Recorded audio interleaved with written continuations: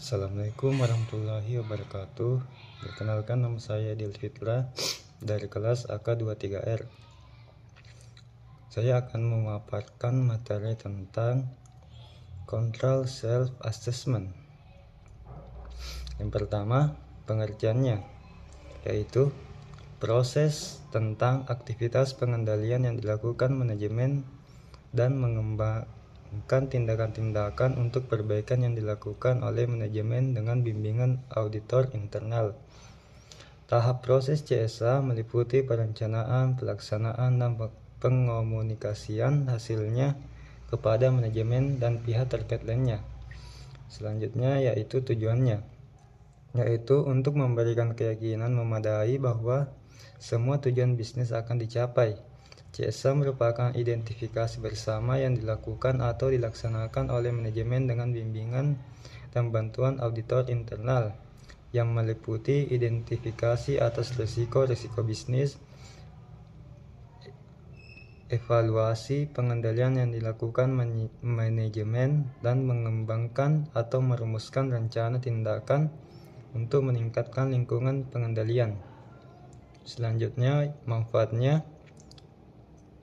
CSA melibatkan manajemen dan karyawan dalam proses identifikasi risiko, kecukupan, dan efektivitas pengendalian internal di suatu organisasi, departemen, maupun bagian.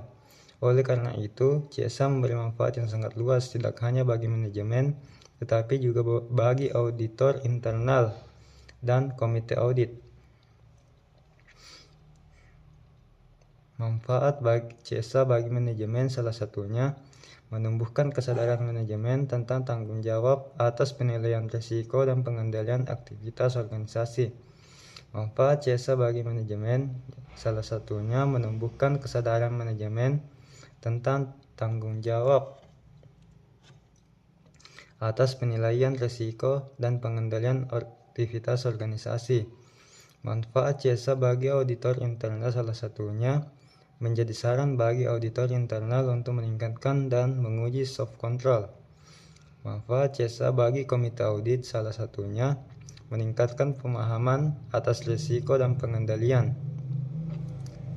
Proses dan program audit CSR dapat menggunakan beberapa cara seperti lokoraya atau workshop, survei yaitu dengan pengisian kuesioner, dan wawancara secara terstruktur.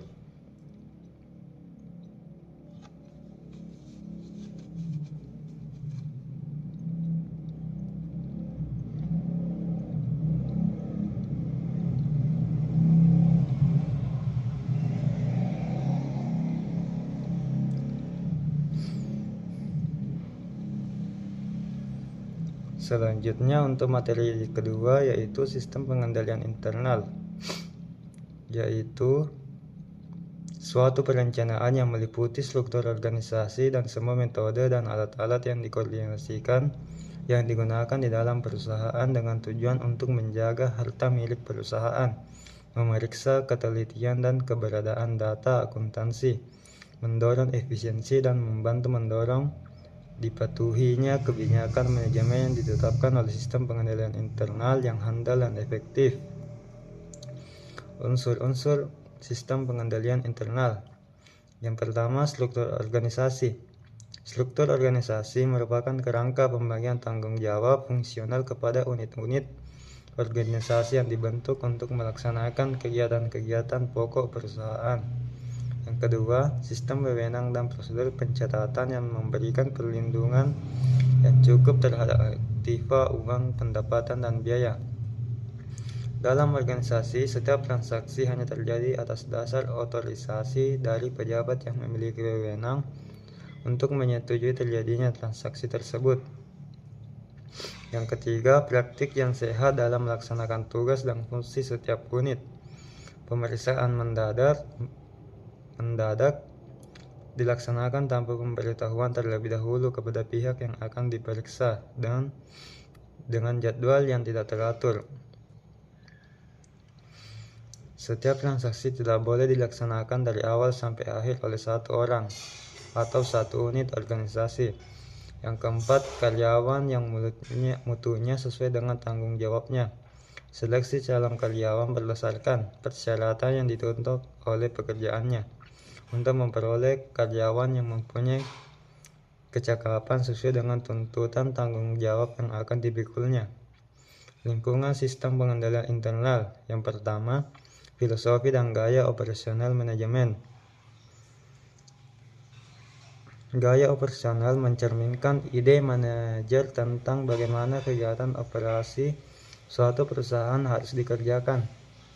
Yang kedua, struktur organisasi menunjukkan pola wewenang dan tanggung jawab yang ada dalam suatu perusahaan.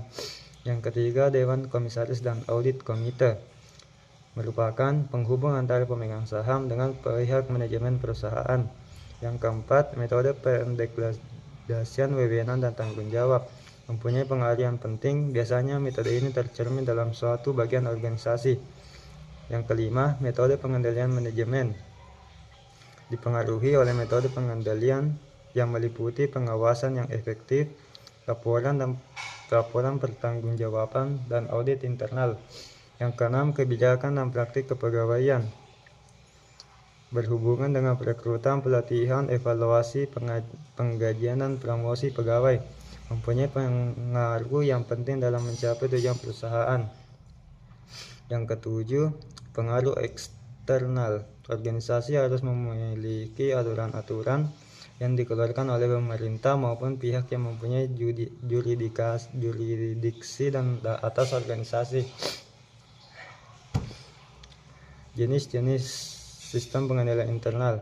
Pengendalian akuntansi adalah yang pertama, sistem pengendalian akuntansi. Pengendalian akuntansi adalah suatu pengendalian yang termasuk dalam unsur pengendalian internal poin pertama dan kedua, yang meliputi rencana, prosedur, dan pencatatan untuk mencegah terjadinya inefisiensi. Yang kedua, pengendalian administrasi dibuat untuk mendorong dilakukan efisiensi dan mendorong dipatuhinya kebijakan manajemen. Pihak yang bertanggung jawab atas sistem pengendalian internal terletak di tangan tanggung jawab untuk mengembangkan dan mengoperasikan pengendalian internal akuntansi yang baik.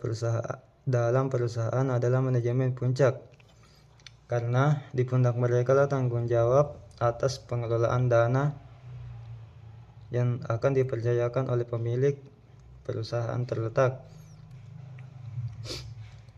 Mungkin itu saja yang bisa saya sampaikan, lebih kurangnya mohon dimaafkan. Wassalamualaikum warahmatullahi wabarakatuh.